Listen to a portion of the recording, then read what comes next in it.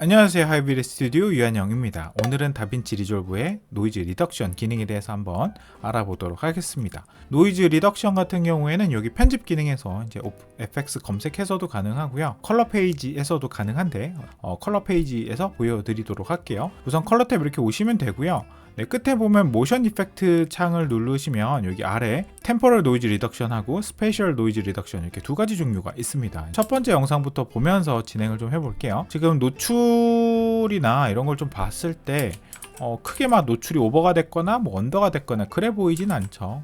이런 상태에서 영상을 조금 확대를 해보면 이제 안보 쪽에 이렇게 노이즈가 조금 들끓는 게 이제 보입니다. 이때 노드 위치는 맨 앞에다가 해주시면 돼요. 예를 들어서 이제 첫 번째에다가 노이즈 리덕션 넣고요. 그 다음에 이제 노출 조절하고 추가로 더 필요하면 그 다음에 뭐 컨트라스트 조절하고 이렇게 쭉쭉쭉 나아가면 된다는 거예요. 그래서 데이터 폼질 향상이나 효율성이나 그리고 정확성 측면에서 이제 가능한 이제 앞에다가 작업하라고 이렇게 이제 보통 얘기를 하죠.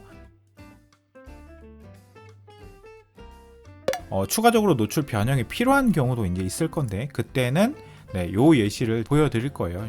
요거는 앞에 거 요거 좀 하고 뒤에서 좀 보여드릴게요. 우선 템퍼럴인데 템퍼럴 노이즈 같은 경우에는 이미지 프레임을 앞뒤로 분석해서 어느 부분이 노이즈고 어느 부분이 이제 시그널인지 체크를 해서 이제 해당 부분에 노이즈 리덕션 효과를 주는 겁니다. 그러면 이제 프레임을 좀 한번 눌러볼게요. 이제 누르면 0부터 이렇게 5까지 쭉쭉 나오는데 프레임 같은 경우는 노이즈하고 디테일을 분리하기 위해서 이제 다빈치 리졸브가 평균화할 프레임 수를 이제 여러분들이 정해 주시는 거고요. 프레임 수치가 낮을수록 움직임이 많은 영상에 적합한 거고요. 프레임 수치를 높일수록 움직임이 적은 영상에 적합한 겁니다. 지금 영상을 보면 거의 뭐 움직임이 없죠. 그래서 저는 한 4 정도 두도록 하겠습니다. 두고 이제 모션 에스티메이션이 있는데 faster, better, none 이렇게 세 가지 종류가 있습니다. 저는 베러로 할게요. 모션 레인지 같은 경우에는 얼마나 해당 이미지에 모션이 들어가 있냐 하는 거를 의미를 하는데 이제 미디엄, 스몰, 라지 이렇게 나눠져 있는데 스몰로 두고 좀 진행을 하도록 하겠습니다. 자, 그럼 본격적으로 템퍼럴 트래시홀드를 좀 조절을 해서 이제 루마랑 크로마 값을 좀 조절해 볼게요. 루마 트래시홀드 같은 경우에는 이미지에 이제 루마 구성 요소에 적용할 노이즈 리덕션 수치를 결정하는 건데 0이면 이제 감소가 전혀 안 되는 거고요. 100이면 이제 최대값인 겁니다. 기본적으로 이렇게 묶여 있어요. 그래서 이거를 좀 끊어놓고 한번 조절해 볼 건데, 자, 한번 그래프랑 이제 이미지를 좀 같이 한번 좀 볼게요. 루마 값을 제가 이렇게 올리면, 한번 끝까지 올려볼까요? 이렇게 끝까지 올리면 100% 이렇게 모든 값에 리니어하게 적용이 되는 게 아니라 어느 순간 적용이 되다가, 그죠? 이제 안부 쪽이나 이런 데가 좀 줄어들다가 말아요. 그쵸? 끝까지 제가 100을 준다고 해서 다 적용이 되지 않습니다. 그리고 지금 현재 패딩 있는데 보면은 루마 노이즈 리덕션 값이 적용이 되다가 끝까지 가면 100% 다 되는 것도 아니죠. 적용이 되는 곳까지만 살짝만 적용을 좀 해볼게요. 자, 이번에는 크로마를 좀 조절을 해볼 건데, 이제 크로마 같은 경우에는 이미지의 크로마 구성 요소에 적용할 이제 템퍼럴 노이즈 리덕션을 얼마나 많이 또는 뭐 적게 적용을 할지 결정하는 수치라고 보시면 될 것 같고요. 이제 크로마 노이즈 좀 보이죠? 그래서 이제 조금 조절하면 깔끔해지죠?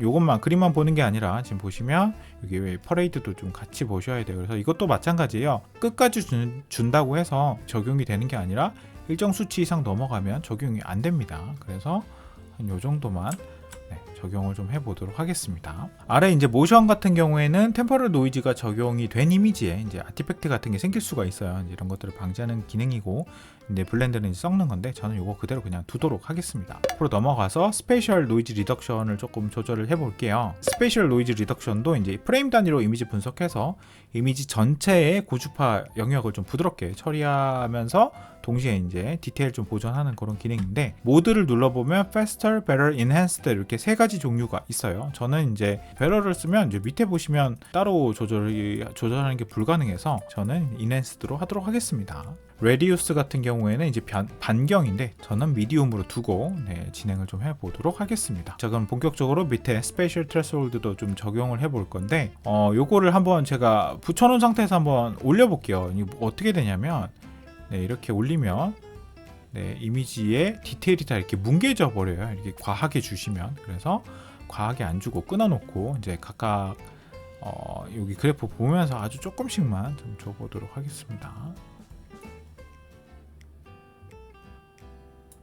네, 온오프 해도 네, 꽤 깔끔하게 노이즈가 잡힌 것을 볼 수가 있죠. 자, 이번에는 그 다음 거 여기 소니 파일로 한번 넘어가서 진행을 좀 해보도록 하겠습니다. 제가 럿을 한번 넣어서 한번 보여드릴게요. 이제 기본적으로 럿을 넣고 나면 그쵸, 요 정도 느낌이 나죠. 이제 중요한 건 뭐냐면 이 상태에서 노이즈 리덕션을 하지는 않을 거예요. 왜냐면 나중에 보정하실 때 어느 정도 노출 보정하고 이제 이후에 노이즈 리덕션을 진행을 하게 되거든요. 지금 제가 노출 살짝 올렸는데 노이즈가 잔뜩 드글드글 낀 게 보이죠. 그래서 이거 제가 그 파워그레이드 쓰는 게 있어서 이걸 한번 그냥 요걸로 한번 적용을 하면서 조금 보여드리도록 할게요. 인풋 디바이스 트랜스폼하고 아웃풋 디바이스 트랜스폼 요거 두 개만 사실 변경이 된 거예요. 딴 건 아니고 지금 이펙트 창이 들어가면 이제 인풋 컬러 스페이스 이제 소니라서 S로그 3죠. 이제 작업하는 공간은 다빈치 바이트캠 인터미디에서 다 던져버렸어요. 네. 그리고 이제 아웃풋은 렉 709 이쪽으로 뽑아낸 겁니다. 노출을 조금 조정을 좀 해보도록 하겠습니다. 네. 이 정도만 조절을 좀 해보도록 할게요. 살짝만 올릴게요. 노드 위치 같은 경우에는 이제 이렇게 전에 보통 오고 와서 작업을 하겠죠. 그죠? 노이즈 리덕션이라고 이제 작업을 할 텐데 지금 현재 이렇게 너무 노출이 이제 언더라서 이제 노출을 맞추고 작업을 해야 될 때는 차라리 여기가 아니라 이렇게 뒤에다가 놓고 작업을 하시면 될 것 같습니다. 먼저 노출 잡고요. 그래서 이렇게 한다고 생각을 하시면 될 것 같고 여기 이제 보면서 한번 여기다가 놓고 작업을 좀 해보도록 하겠습니다. 프레임 같은 경우에는 움직임이 거의 없으니까 한 4 정도 하고요. 배럴로 두고요. 모션도 그냥 미디엄 두겠습니다. 네, 그 다음에 템퍼럴 같은 경우에도 지금 요거 좀 조금 크게 놓고 좀 볼게요. 그래서 이거 끊어 주시고 루마 값 살짝 잡고요. 네, 어디까지 하냐면 이제 변경이 크게 안 되는 데까지 한 요 정도. 네, 크로마도 줄여서 요 정도까지만 줄여보도록 하겠습니다. 네, 이 정도 줄이고요. 네, 모션하고 요건 둘 다 두고요. 그다음에 스페셜로 넘어와서 인핸스드 누르고 요거 잘라서 역시 조금씩 조절을 좀 해보도록 하겠습니다. 네, 이 정도. 네, 그러면 이렇게 깔끔하게 노이즈가 지워진 걸 볼 수가 있습니다.